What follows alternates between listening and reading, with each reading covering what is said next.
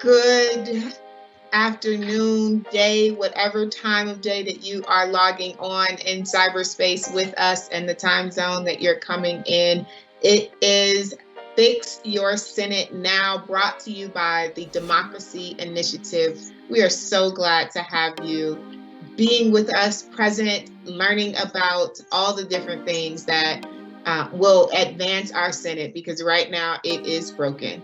I am Reverend Dr. Stephanie Rose Spalding, the founder of the Truth and Conciliation Commission, an MC for this portion of the Teach-In, and we hope that you all are learning a lot of good information. And thank you for those who have stayed with us throughout this day. You all are in for a treat with our next presenter. She is phenomenal, Black girl magic personified. Someone needs to get her a Black Girls Rock award, because she definitely does. She is a trainer and movement building coordinator for Democracy Initiative.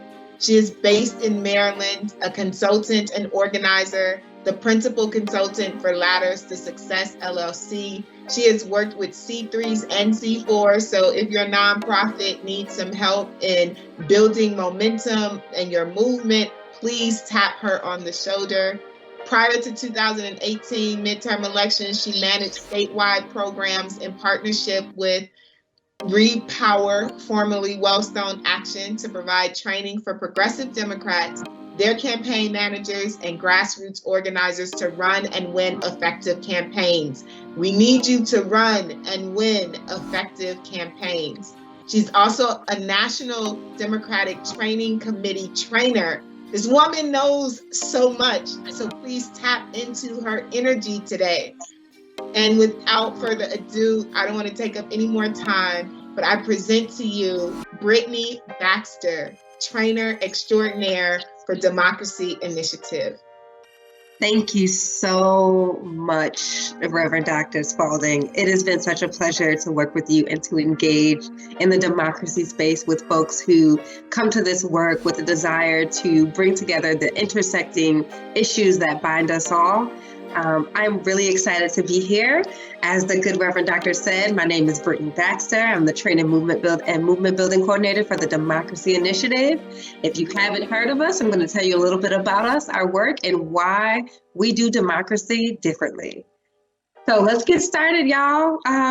The Democracy Initiative Education Fund, I've been with for 2 years, and we are a coalition of 76 national partner organizations, from the NAACP to the Sierra Club to Friends of the Earth to, I'm blanking because there's so many amazing groups that we get to work with, right? To the government groups like Common Cause. We bring all these folks together to really just advance democracy from the lens of intersecting needs and the shared interest in moving progressive issues forward, right? And so we are committed to making our government work for us, protecting and expanding our voting rights. We have a goal of 75% participation in the democratic process. And part of that, that means we have to get rid of big money in politics, right? We have to end Citizens United. We have to ensure that corporations are not treated as individuals with interests, right? And then we also want to achieve fair representation. The core value of the Democracy Initiative is to look at democracy and the organizing work that we do with a clear race-class analysis. We recognize that the interests of folks differ based on where they fall within the systems of oppression. And it's important to remember that the folks farthest removed from our democracy are the ones who need to be prioritized. And they're also the ones who know what it looks like to bring them back into the fold, right? So we believe that the most oppressed lead the best, and everything we do at the Democracy Initiative models that belief. So super excited to be here with you all today to talk about an issue that I have learned so much about, even in just engaging in this space. It is Senate governance and the filibuster, y'all. So today we're going to talk a little bit, let's just run through the agenda really quickly so we can dive right in. I know that this particular training, this session, is designed for folks who have an understanding of how the Senate works, who participated in lobbying, who have been activists for a while. And so we're going to skip some of that Senate Governance 101 civics, American civics class, and go straight to the nitty-gritty and the meat of what we're fighting for today. Right? So first, I want to get a sense of what inspires your activism. What brings you to this space and what keeps you going even when you're tired and exhausted and broken from all of the losses and the hits that we've taken, right? And then we're going to talk about, like, what is governance and what is it supposed to actually be? And what are we seeing now? And then we'll do a quick dive into the concept of the filibuster, its racist origins, and how it's morphed today to be a weapon that defeats the interests of the majority in this country. After that, we'll talk a bit about why it matters so much, like why it matters and what it should look like in a true democracy, and how the filibuster has been a real barrier to change that we all desire to have. And then we'll just go over rules for having conversations about this. Like, you know this, I know this, but what about all of the friends and family members that we have who don't understand these things, right? How do we talk about this in a way that's meaningful and doesn't come from kind of a superior perspective, right? And overbearing intellectual conversations are not effective. We have to touch people where they are. And I'll share some, just like some tips and tricks you can use to engage effectively, right? And then we're going to talk about the ways that you can step up, right? Participating today is just one way that you can step up and engage in this fight to defeat the filibuster, but there are so many ways that we can pull you into the fight and really get folks engaged, fired up, and ready to go. So now that we know what we're doing today, let's dive in. So folks, right, like as I said, we want to deepen our understand the filibuster, and then sharpen these conversations so that we can move folks to action. That's what matters. Getting people the foundational understanding so that they can move and make decisions on their own as a part of this movement. So what I'd like for everyone to do now, because I believe that when I bring folks together for a training, that we become family, I want you all to share your names and pronouns, the organization or the city you're in, and I want you to answer this question. How has the filibuster sabotaged an advocacy issue that you care about and have worked on? And I just want you all to share that with each other. I'll give you a little bit to type that into the chat, and then we'll keep going.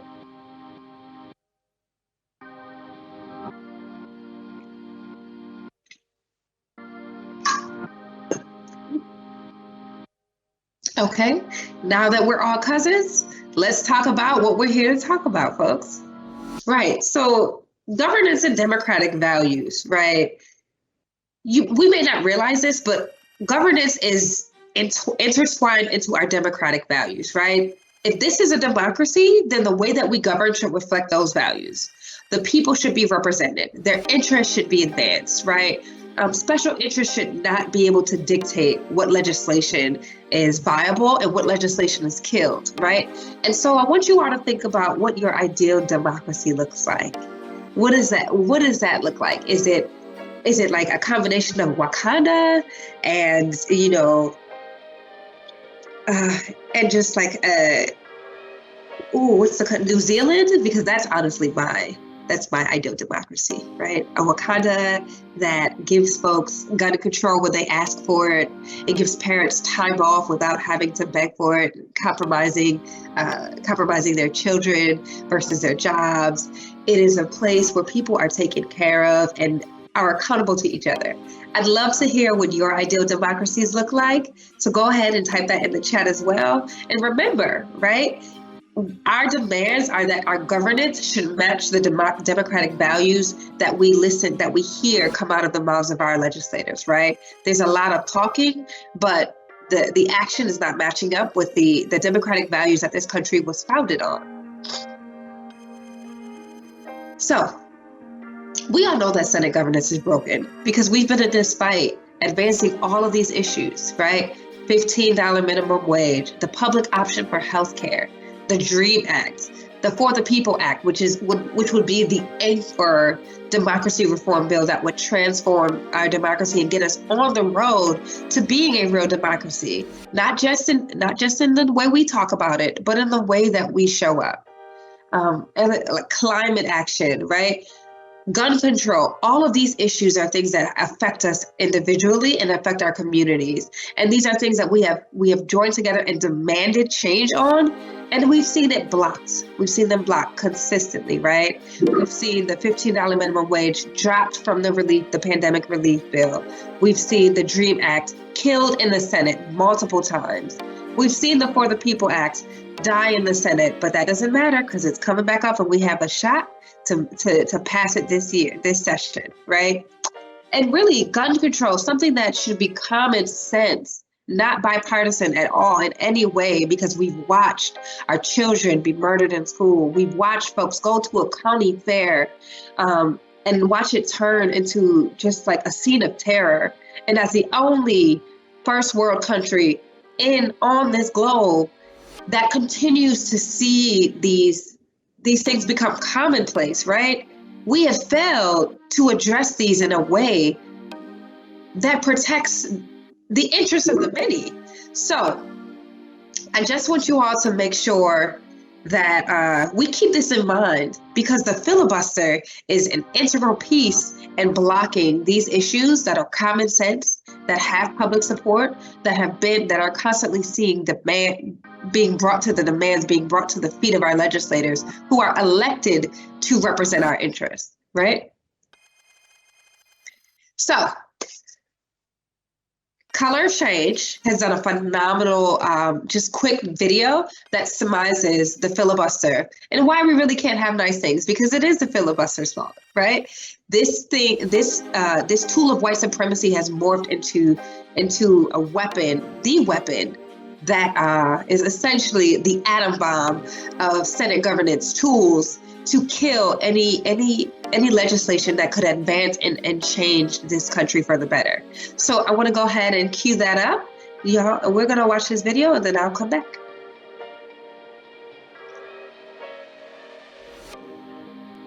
The Jim Crow filibuster, the tool that gives guys like this the power to single-handedly kill legislation that can help you, your family, and your friends live better, safer lives. It was used to give more power to slave states before the Civil War, to deny minimum wage increases, to delay civil rights protections, to stop the Voting Rights Act, and to block making lynching a federal crime. Seriously. They say, but reforming the filibuster would erase bipartisanship. Actually, it's the filibuster that's holding bipartisanship back. Consider immigration reform like the DREAM Act and universal background checks for gun purchases. Both had bipartisan support to pass, if not for, you guessed it, the Jim Crow filibuster. It doesn't have to be this way. We can make Congress work for us, but that push starts with us, the people. And it starts right now.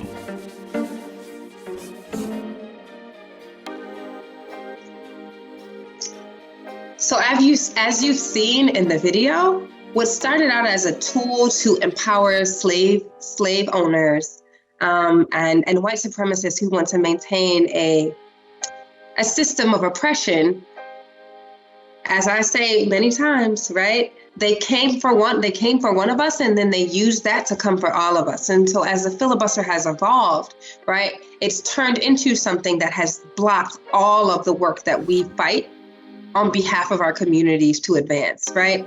And so the filibuster, there's this myth, this idea that the filibuster is a tool that's used by legislators who are passionate about defending the issues that matter to their constituents, and they'll stand on the floor and argue passionately until their voices go hoarse and their waters run out without eating or using the restroom. And that is just simply not true. The talking filibuster is not a thing anymore. The filibuster's reality is that it was used to advance and protect slavery and reinforce white supremacy. And now, after blocking not just and defending slavery, but also blocking anti-lynching bills, While Black Americans were subjected to racial terror across this country, it has evolved into blocking any legislation that could improve the lives of Black folks, brown folks, poor folks, rural folks, urban folks, all of us. All of us are impacted by this. Our lives are impacted by the lack of action that has been taken to end the filibuster. If you want more information and resources, I strongly recommend that you go and check out the report that Demos did on ending the filibuster. We're happy to share that out. It's super crucial that you just get a deeper understanding of the filibuster and what its intent is, so that you can defend against the ending the filibuster, because it has to go if we're going to be able to advance the issues that matter to us. And not just us, because this is not a progressive fight. This is a fight for democracy and for the heart of our country. So, as you all, I'm sure you can attest, use of the filibuster has exploded, right? From 2007, we've seen a rapid increase and explosion, and it's not a bipartisan thing, right? So this graph really just kind of speaks to the party that has been really using the filibuster as a way to kill issues and legislation that are being demanded and supported by members of their party. And we have to recognize that this tool that was at its inception was a white supremacist tool. It still is, and is being used to prevent us from moving forward.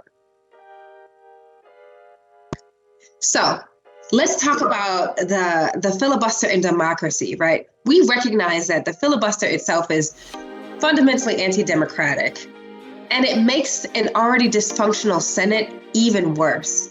So this is just let's look at this map of America, right? The yellow states are where the majority of Americans live. 52% of Americans live in these yellow states. There are 3 times as many states in maroon, and those states have 48% of the population.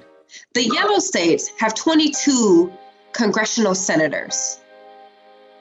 The majority of the population is represented by 22 senators. 48% of the population is represented by more than 3 times as many, 78 senators.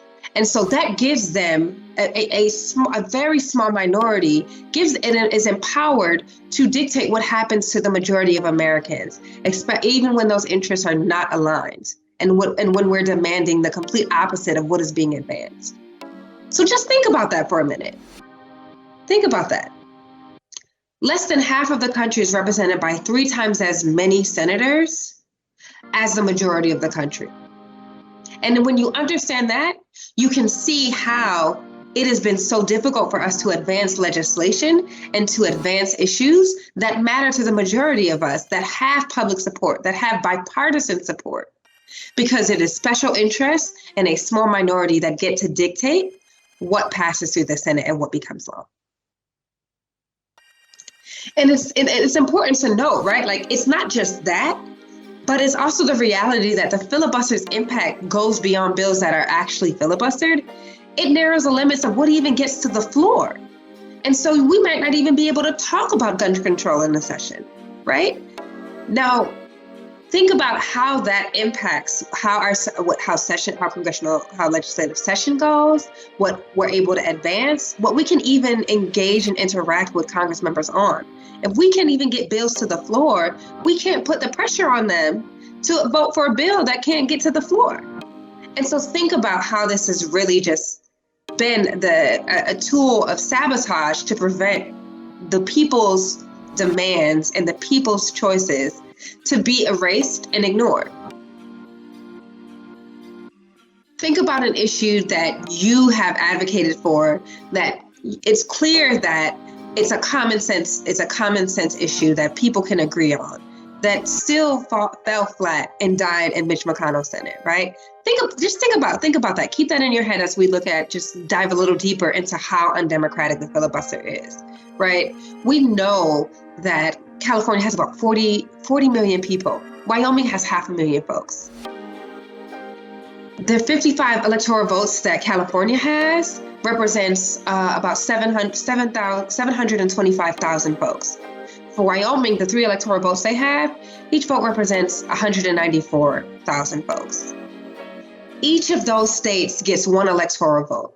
That means the 40 million Californians are represented, are equal, only have the same vote as Wyoming, which only has 500,000 people. How is that representative and democratic? It's not, and we know it isn't. And the filibuster, really, again, I just want to reiterate this. It allows a small minority of folks who are disconnected from the realities of most of us to dictate what our democracy looks like. And so as you think about all of this, you think about the issues that you've advocated for, you put your body on the line for, that you've seen impact people that you love.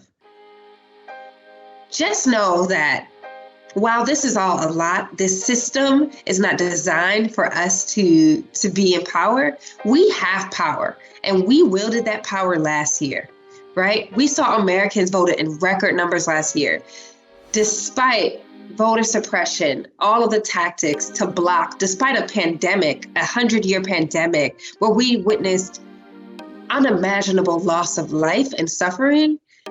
Through all of that, Americans came together to speak on and to have our voices heard about what we want our democracy to look like. So now the question is, will we get to see the changes that we voted for? It's time to defend our democracy and to fix our Senate. And we do that by firing the filibuster. So I want to take you all through just how to actually talk about this with folks who may not be in this space, who may not have any idea what the filibuster is, right? Because it's important for us to bring this information in a really intentional and authentic way to folks who can mobilize, right? And so in order for us to do that, here are just some effective tips on how to have these conversations. As I'm sure most of you have had conversations like this before, these are just some reminders and refreshers on how you can engage intentionally and effectively to meet people where they are so that the information lands, that seed is planted, and it begins to bloom and it turns into action, because that's what we want. We're having these conversations. We're spending a Saturday talking to each other on Zoom, even though we're all zoomed out, because we want to move people to action, right? So think about it as you enter these conversations with folks in your networks, as you start to talk about the filibuster and why folks should care, all right? Remember, this isn't a lecture. You ask questions, you tease out what issues and concerns sit on that person's heart. I like to think about what I ask folks is like, what are the things that keep you up at night? Before you go to sleep, what's the last thing you think about? Is it making sure that your child adjusts back to school and they're safe once we go back to in-person school? Is it thinking about that family member that now that they have COVID, that's a pre-existing condition, will they be able to get health care? Is it knowing that you've seen folks in your community lose jobs, and as we begin to open back up, will they be able to find a job that pays them well? Or will they be forced to go back to the restaurant industry where they're not paid a living wage? And they also have to take care of family members who can't work, right? Like, what is the issue that sits on that person's heart? And then how can you connect the filibuster and the filibuster's impact on the legislation and the issues that would move to improve their lives? And then as you make those connections, right, you should see a light go on, right? Think about that and continue to build on that, right? Because once you've tapped into the heart of the matter, that is what will drive people's desire to engage, right? But after that, once you've kind of flipped that switch, a lot of folks have already heard some misinformation and may have some concerns or doubts about engaging in this fight and about the filibuster. And so you have to make sure that you yourself are fully educated, or educated to a point where you can address any misinformation, and you can educate them and identify ways that they can go and advance their learning, right? Checking out the Color of Change video, reading the Demos report. We at the Democracy Initiative spent the last month and a half developing a really in-depth social media toolkit and just filibuster toolkit that provides resources from our 76 partners in different spaces doing different work, and how the filibuster impacts climate justice work, how the filibuster impacts the work that folks are doing around racial justice and police reform, and how it impacts workers, right, and organized labor. These are the tools that you can use to shore up your responses when folks bring their concerns and doubt to you, because we have to eliminate the fear so that folks have the courage to step up and demand change, right? And then once you've done that and they're confident you're in a place, start to tease out their level of interest and support. Is this someone who's gung-ho, ready to hit the streets tomorrow with a face mask, some hand sanitizer, and a clipboard to have conversations with folks? Or is this someone who wants to learn a little bit more and will engage in a way that makes them comfortable, right? Once you've assessed their level of support and their interest, then you can direct them to an appropriate ask, right? Someone who's ready to go, invite them to a lobby day so that they can call their senators and demand that they support the filibuster and put pressure on their fellow legislators to get in line, right? Or it could be come attend a Democracy Initiative training where we actually practice having these conversations so that you can get a deeper understanding about how to navigate all of the things that will come up in the conversation, right? So that you can be more comfortable. Or maybe it's hosting a house party where you write postcards or you sign petitions, right? There's so many ways that people can get involved. It's important to just tease out what they're comfortable with so you can plug them in anywhere in the fight. Every action matters and it contributes to pushing us forward, right? So I hope these were super helpful for y'all. And once you've had these conversations, after every conversation, you should reflect a bit, right? What was the best part of the conversation? Do you remember the moment where the person, that light switched on and you connected the filibuster to the issue that mattered most to them, right? And you saw their body language change and got excited, right? What did you find most challenging? Was it difficult for you to tease out what mattered to them? Or did you struggle with really kind of explaining the filibuster? Because it's a really technical thing that unless you're a policy wonk, it doesn't really land well. Did you struggle explaining it? What kind of tips and tools do you need, right? How can you be more effective? So thinking about all of those things will help you as you continue to practice having these conversations and engage with folks, right? And then ask those folks for their feedback. How did that conversation make you feel? Do you feel like I was able to explain this well? Do you feel like now you want to be a part of this fight in a way that you hadn't engaged before? How can I get better at talking about this so that other people get excited about the opportunity we have to fire the filibuster, right? Okay, so these are, now that we have touched on how to have these really, really crucial conversations in a landscape where we are lined up to really affect this change and fire the filibuster for once and for all. And so we need to relay that to folks. And there's so many ways that we can engage, right? I know that Moms Rising has a petition. Working Families is doing some phenomenal work around engaging in this. And I know the Democracy Initiative, we are pushing our partners to push out petitions. We want 1 million signatures to end the filibuster. I know Common Cause has over 250,000 signatures already. I think we're somewhere a little under 500,000 signatures, and we want to push that.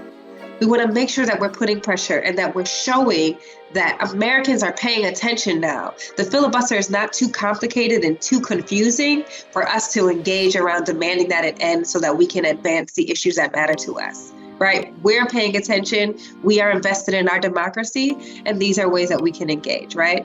Folks can call their Congress members. I know we're focusing on Congress members who are not confidently standing on firing the filibuster, like Congressmember Sinema in Arizona and Congressmember Manchin in West Virginia, putting pressure on your Congressmember if you're not in those states to ensure that they are in line and they're on the same page with their constituents is super key. And then, because learning is an ongoing thing, come to a full Democracy Initiative training. We're happy to organize these and work with anyone who wants to learn more about the filibuster and Senate governance and why it matters. And we're happy to tailor those to you and your team. So feel free to reach out to me. I'm open. We're excited. I live and breathe training. And so definitely just connect with us. and we will happily engage and support any work that you all are doing. And remember, democracy, a true democracy, can only be for the people, by the people. I just want to thank all of you for participating today, and I look forward to engaging with you all in this movement going forward.